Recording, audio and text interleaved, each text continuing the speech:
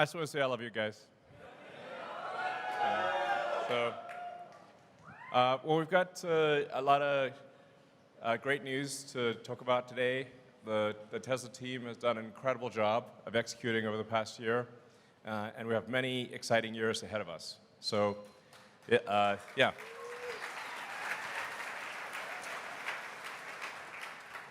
So with the Tesla Master Plan Part 3, which admittedly was quite technical, we wanted to go into a lot of technical depth. It was clear that that what we were saying was not just, were not merely assertions, but that they were backed up with physics and with real data, that it's realistic. And with the Master Plan Part 3, we want to, basically, the goal is to give people hope, realistic hope, and maybe hope's even the wrong word, but simply to say that there is a path to a fully sustainable global economy, that we are on that path, that we are accelerating that path, and that so long as we don't get complacent about it, it will happen.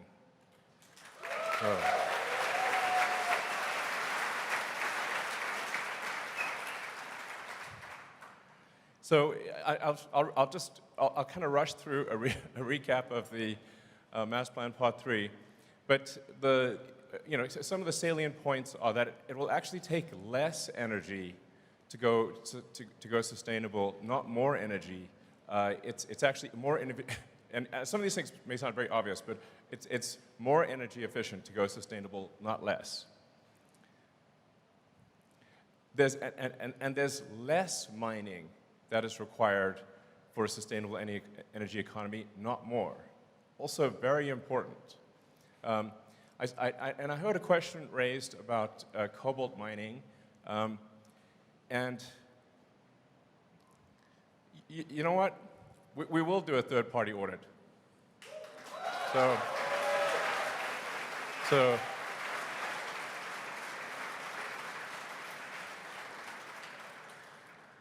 in fact, we'll put a webcam on the mine. And if anybody sees any children, please let us know. I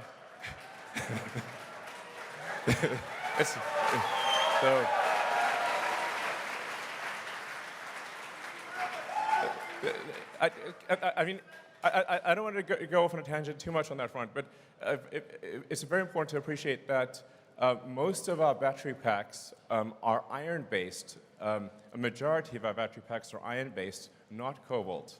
And then our other battery packs are nickel-based, not cobalt. The nickel batteries use a little bit of cobalt as a binder, but only a tiny amount. In contrast, your phones all use 100% cobalt.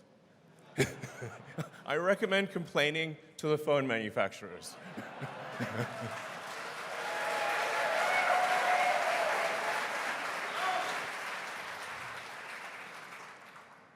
But even for the small amount of cobalt that we do use, we will make sure, 6 ways to Sunday, that no child labor is being exploited.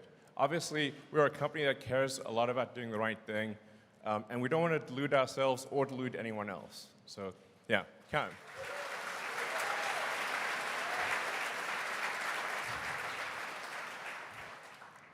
So, again, just recapping Master Plan Part 3, really the point is to say that it is very, very doable. It is happening. We need a threefold increase in solar and wind. We need to, admittedly, some of these are 29-fold increase in vehicle stationary and thermal battery production.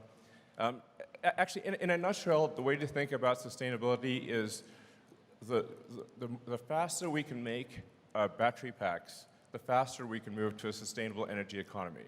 That's the fundamental limiting factor. So, and FSD beta is growing hyper-exponentially.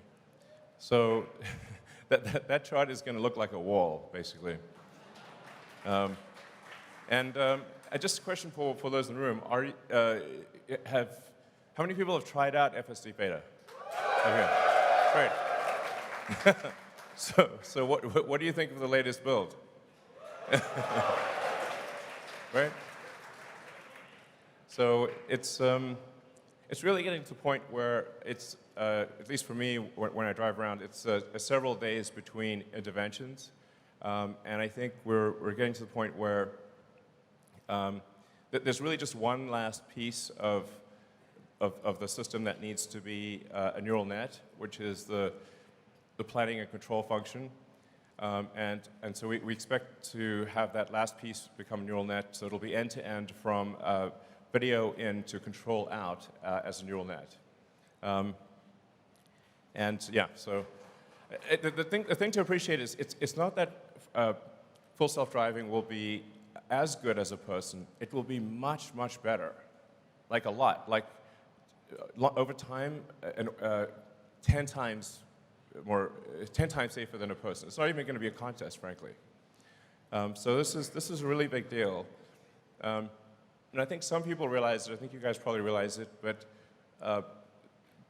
being able to do a software update and have several million cars suddenly go from manual driving to autonomous, I think will be the single biggest asset value increase in history. So.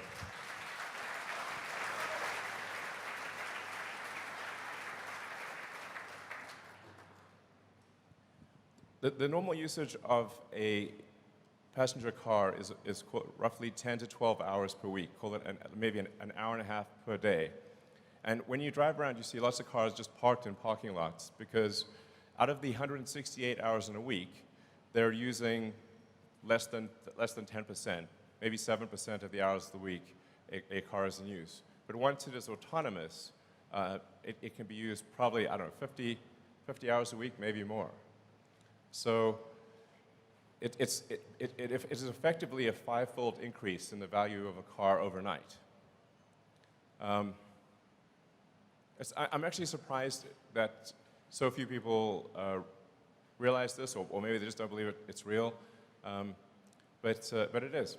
So this is really an insanely big deal. We're also the largest EV maker in the world. So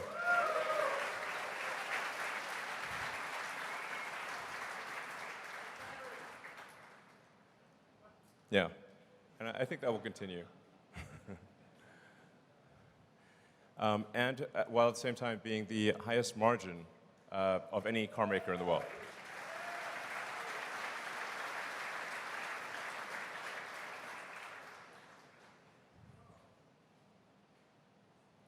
Now, making electric vehicles profitably is hard, as illustrated by the difficulty of our competitors. A number of our competitors are making EVs at a significant loss. But we are not. We are actually making EVs profitably, and almost no one else is. This is hard. So. And I'd say for this, it's a massive credit to the Tesla team for, I can't tell you how hard manufacturing is. Like, you've probably heard me say that prototypes are easy, manufacturing is hard. And then manufacturing at scale with positive cash flow is excruciating. It's mega pain. But the Tesla team has done it. So.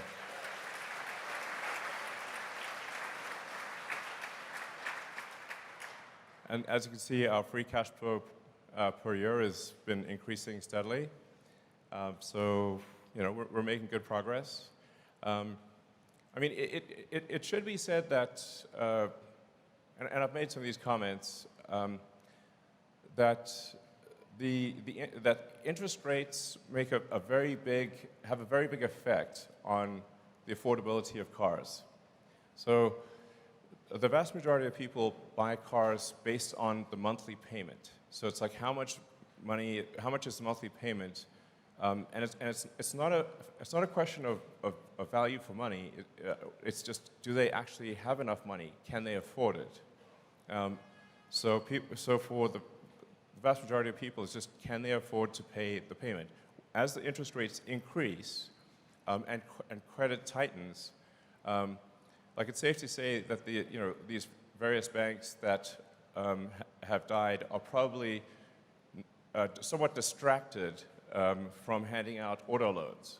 You know, it's like if they're on their way to the cemetery, increasing their auto loan portfolio is not the first thing on their mind.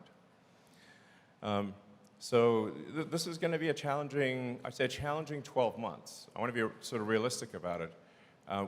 Like Tesla is not immune to the global economic environment.